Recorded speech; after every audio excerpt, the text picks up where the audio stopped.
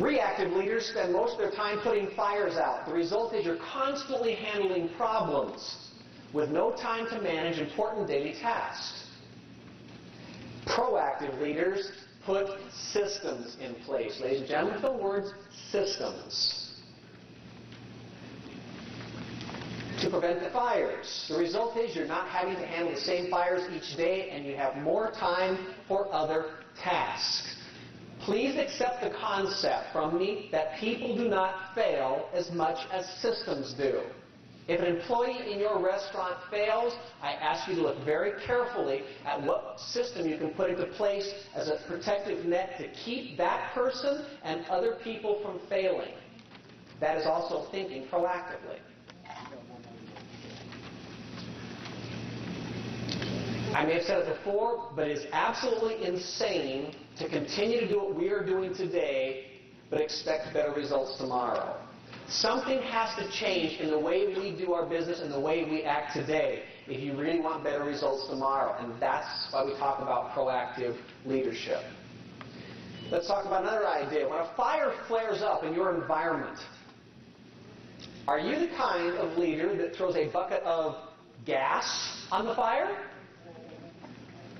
You ever work with anybody like that? You go to them with a problem and all of a sudden it got bigger? That's that. Or are you the kind of leader that throws a bucket of water on the fire where you quickly extinguish it? Now here's a question. Is the fire the cause of a problem, or is it the effect of the problem? Give you an example. I had an employee that worked for me one time. Her name was Tabitha. She worked for me for about 4 years. Charming person. Wonderful employee. Everything. Her personality, her work quality, she was on time. Everything was fabulous. I would have killed to have 20 more Tabithas. Towards the end of her career, things changed. I started to see her behavior change. I started to see her just be a little bit more biting to people, including myself. Her quality of work started to go downhill. She stopped coming in on time. Finally, she stopped coming in at all. And so we came to heads, and I fired Tabitha. A couple weeks after we both calmed down, I sat down, and I finally opened up dialogue with Tabitha. See, the problem was, while I saw Tabitha as a problem, I was looking at her as a problem and treating her as if she was a problem. Now, I had other problems going on in my office at the same time. I had other people that were popping up as problems, but she was a big one at that moment. After talking to her and actually opening up dialogue for the first time with her, I realized that she was really not the problem. I sat down with the other employees and I asked them what was going on, and they told me their story. Turns out, these people were not problems at all. They were simply symptoms to a greater problem in my organization. It was my vice president and general manager. I fired this person, removed them from my office, and everything came together, and everything's been perfect ever since. It was the very first lesson I had had that when you see things pop up in your restaurant, don't look at them initially as a problem. Maybe consider the concept that they are simply symptoms to a greater problem in the organization or in your restaurant. And you find that out by opening up dialogue with your employees. Please fill in the last bullet point for me. Maybe the poor morale is a symptom to an illness in the organization or the environment. How about delegating? See, if you're going to be an outstanding leader, you have to be a good delegator. For those of you who think that doing the job and doing everybody's job for them works for you, it won't. It'll stress you out. It'll kill you. You need to be a good delegator. But as a good delegator, you need to realize that even if you are good at delegating, you can never walk away and remove your responsibility. You are always going to be responsible for what gets done. Stress results, not details. Make it clear to your employees you're more concerned about the final outcome. Please fill in the blank, final outcome, than the day-to-day details. For those of you who have ever been micromanaged, it is a very painful experience. That means that you've got a supervisor standing over you, and they are trying to get you to do everything exactly their way. There's maybe a lot of ways to do it, but they really, really want it done their way. If their hand moves to the right leg, no, put your hand back in there. That is called being micromanaged. It is a very, very painful way to be an employee, and it also drains the leader's time as well. I just ask you to give employees some freedom. If they can get the job done their way, and there's no harm in it, allow them that freedom. Please do not try to micromanage people. Don't offer solutions to problems. When employees come to you with problems, they're looking for you to solve them. Please fill in the words, solve them. Please don't do it. This happens actually a lot more probably in your earlier stages when you first become a supervisor. Employees come to you and they ask you a question, and you want to try to demonstrate that you are the supervisor for a reason. You've got the expertise, so you give them the answer. You've just now started to create a degree for yourself, because every time that they have any question of any sort, they know if they come to you, boom, they got an easy answer. That means they don't have to research anything themselves. Now you've become the answer person. You will find that all of a sudden your day is shot. And sometimes it's not with the things, it's with the people. I highly recommend if anybody comes to you with a problem, turn around immediately before you ever answer and just ask them the question. If I was not here right now, how would you handle it? And chances are they're not going to have the answer. Teach your people to think for themselves. For those of you who have ever heard the old saying, give them a fish and feed them for a day. Teach them how to fish and feed them for a lifetime. That's what coaching is all about. Coaching is making them so they can think for themselves and they can do their task themselves without having to bother you. The only downside to that is the employees might be sitting around one day talking and saying, have you noticed? I've been asking the manager a lot of questions lately and they don't know anything. They're dumb on the back. It's okay, you got more lunchtime now. Turn questions around. If an employee comes to you with a problem, ask them for possible solutions. I already got that one, didn't I? No, I didn't. That's it. If they come with a question, ask for possible answers. That's what we just talked about as well. Give clear and realistic deadlines. If you don't give clear deadlines, employees won't feel accountable for the completion of the task. Keep a delegation log. When you delegate an assignment, write it down. Make sure you know what your employees are doing. Make sure you know what you've delegated. There's nothing worse when you've delegated 5 employees some responsibility for the week, and one of them comes to you on Wednesday and says, I almost got it done. And you go, what? And they go, the thing you gave me. And you go, what? You know, it sends the message you really didn't care enough about it to begin with. How about follow-up? Request that employees come to you. You should not be responsible for chasing employees around, calling them at home. You need to have a schedule that says every Monday at this time, or when you come in, you report to me. Have a schedule so they report to you, and you're not chasing them. The next section is 10 ways to give constructive feedback. Now, this is simply no more than how do you step on your employees' shoes without ruining their shine. So we're going to talk about how to do that. The very first one there is start off by saying something nice. Now, I don't mean this to sound token. The reason you need to start off by saying something nice is you want to reduce their anxiety for the fear of their job. Because from an employee's standpoint, whenever you go to an employee and say, can I talk to you in the back room? That's never good news. Rarely. So when you tell an employee you want to talk to them out here and have a cup of coffee with them, make sure you let them know up front that, you know, oh, now we just want to talk about some coaching. You're a great employee. We just want to talk about some things that happened yesterday. Let them off the hook and let them know their job is not in jeopardy. Number 2, I would like to put an asterisk off next to number 2. This is another huge one. Identify the behavior you want to correct and direct your feedback at the action and not the person. I'll demonstrate that for you. The majority of the time when we want to coach people and we want to give them constructive feedback, the majority of the time, the way most of us word it, it comes across as a personal attack. We feel like we're being attacked. I'm going to ask you to think very cautiously about how you word constructive feedback. And I would like you to envision that the employee is holding off the side over here the issue that you want to talk to them about. So I would like you to envision that you can say, Brad, you're a great employee. You've been with me for a year now, and you're doing a fabulous job. However, I would like to talk to you about something that happened yesterday. Do you feel that? They're protected. They think that they're safe, and we're just going to talk about this thing out here. This takes time. This is not something that will come automatic to you. This is a matter of changing the way you think and changing your culture. All I do is ask you to take a deep breath before you're going to coach somebody on something constructive, something that, negative, and think about it before it comes out of your mouth. Just verbalize it in a way that they don't feel like you're being personally attacked. Because when you go to an employee and say, you, their response is, I don't think so. It's natural. And they'll reject the information. They'll shut their system down, and they're not going to hear most of the stuff coming at them because they feel like it's an attack. Number 3, make feedback specific. Please fill the words specific.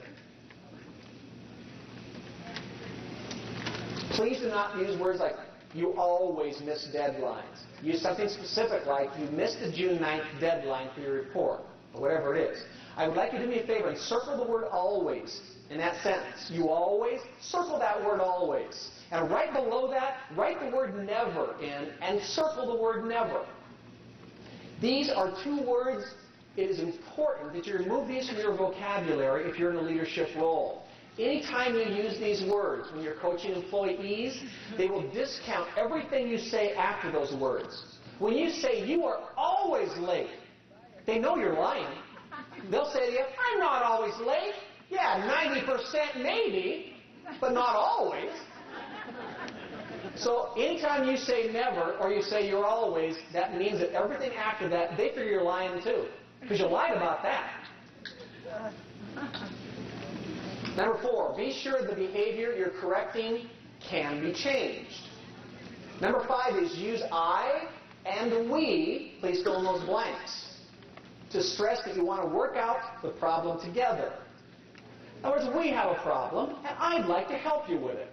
I and we. That's changing our vocabulary just a little bit.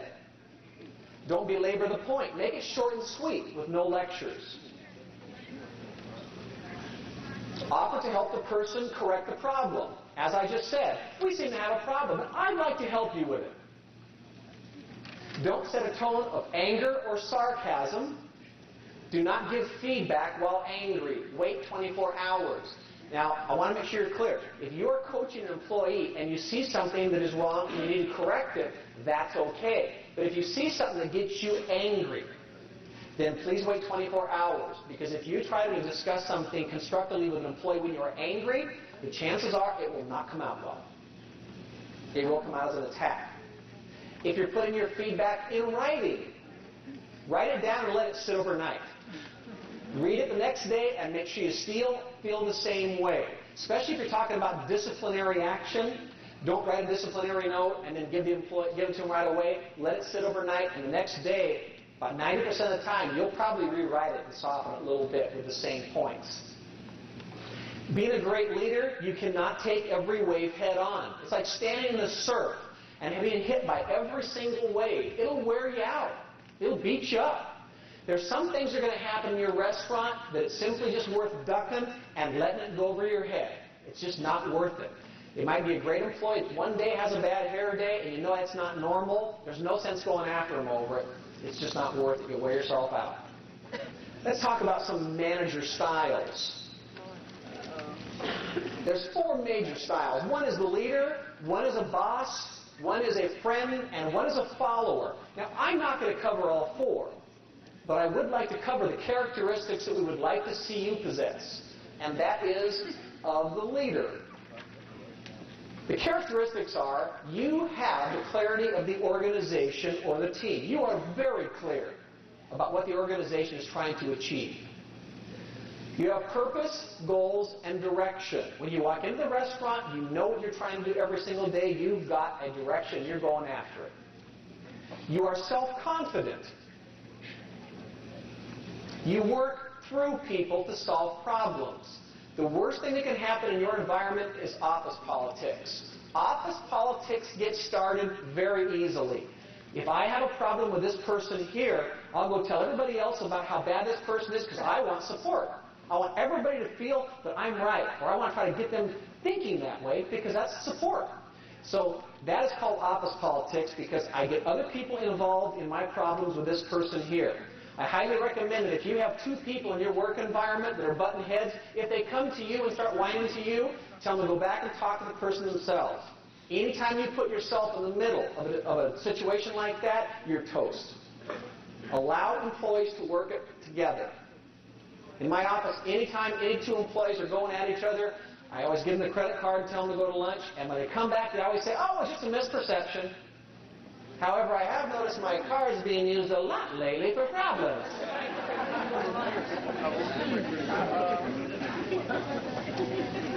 How about values-driven? What has that got to do with anything? I didn't even realize how important it was for the employees to understand my value system. In my company, I had what's called a PQ&I test done. I had a consultant come in, and they evaluated my employees. They gave them this test, and what the whole idea was is it was to test how the employees felt about their value system compared to the value system of the company. It came out, the results came back, the employees said, here's their value system, and here was the company's down here. I thought, where did they get that at? The consultant said, you need to sit down and tell them your value system. They need to understand more about you. They need to know more about you. I said, I can't believe that's going to do anything. And they said, trust us. I sat my 35 employees down, and I told them what my value systems were very easily. I said, you will never, ever lie to each other. You will never lie to a client. Even if it's to cover me up or to help me out, never lie to me. Never lie to me or for me. Don't lie to each other. Don't lie to the shoppers. You will never lie in this organization. Integrity is the most important thing to me. The second thing is I leave the office every day at 3 o'clock. Because my son is the most important thing to me. I'm his soccer coach, I'm his baseball coach, I'm his ski instructor. He means more to me than anything. And I will leave here when I have anything going on. If you have a child that has a ballet recital at noon tomorrow, I want you out of here. That stuff is important to me. I just laid it very, very clearly out my value systems to my employees. We took the PQ&I about 60 days later, and boom, par. Absolutely par. And it's changed the environment, the work environment, dramatically because they understood more about my value system. They weren't protecting me. It lightened up my organization dramatically. So do your employees really understand more about you? Being decisive. Are you the kind of person that can make decisive decisions? Do you build people? See, there's two different types of leaders. One is when you hire a new employee and you see them rising up in the ranks really quickly. Some of you out here might look at that person and go, whoa, what a threat. This person could have taken over my job. This looks serious. And then we try to suppress the person. There's also the kind of leader that says, wow, this person's good. I could use 10 more of them. Because these people can help catapult me to the next level. That's what an outstanding leader thinks. They build people. They do not fear anybody. They have respect for balanced lives. As I mentioned earlier, people have other lives outside of work. We have to respect that. You're energetic. You're highly intuitive. You don't need reports. You can feel when your staffing is right. You know when your customer service is good. You can just feel it. And you lead by example, which is obviously the most important thing. You don't have to do this now, but I would highly recommend to you that you sit down one evening with a glass of Chardonnay and take a look at all of these characteristics, and I'd like you to take and put a check mark next to the characteristics that you possess. Now, that does not mean that if back in 1967 you were decisive, you get to check the box. It needs to be something you possess on a regular basis. The areas that you do not possess, please seek from somebody above you some coaching on those areas and try to fulfill those. Personal goals, personal action plan. Let's move on to a page called philosophy.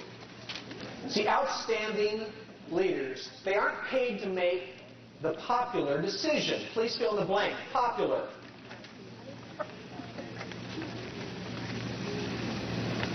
They are paid to make the right decision.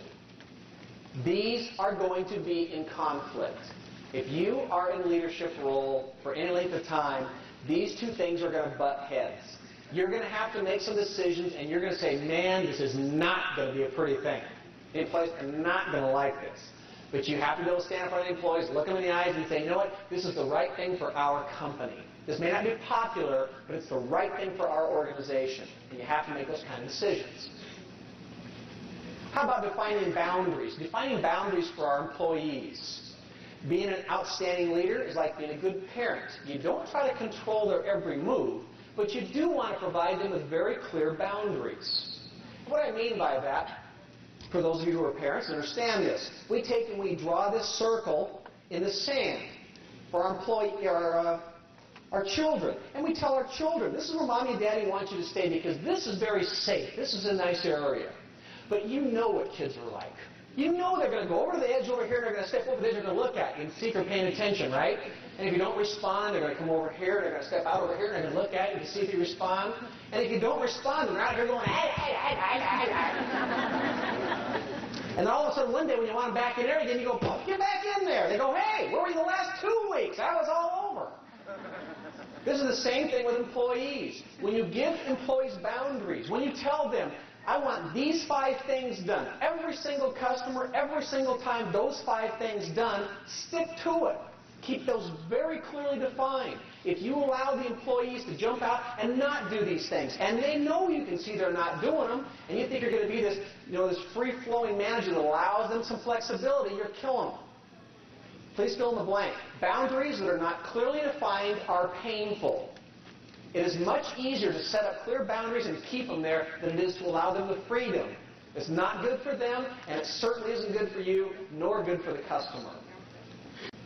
Behavior change. See, customer service coaching primarily does seek behavior change. You're asking your employees to change. And again, this is not about aptitude. We're asking about attitude change. But you must focus your coaching skills more on the why do it. Please fill in the blank for me. It's the why should they do it. They're going to want to know why. And employees may not change their behavior unless they see a need for it. How about culture change? Employees need to be told, and you need to incorporate this word more into your vocabulary, the word culture. Because there are programs. Every corporation has programs. Like I talked about with Safeway earlier. They have sales programs, they have customer service programs, they have all these programs, and most employees perceive that one program gets replaced by another one. When a new program comes along, it replaces the other one. That's the way people think. That's why we need to begin using the word culture and let the employees know that the culture of our restaurant is going to be that we're going to exceed people's expectations. This isn't a program. This isn't something that's going to be going away. It is here. It's ingrained with every ounce of our fabric.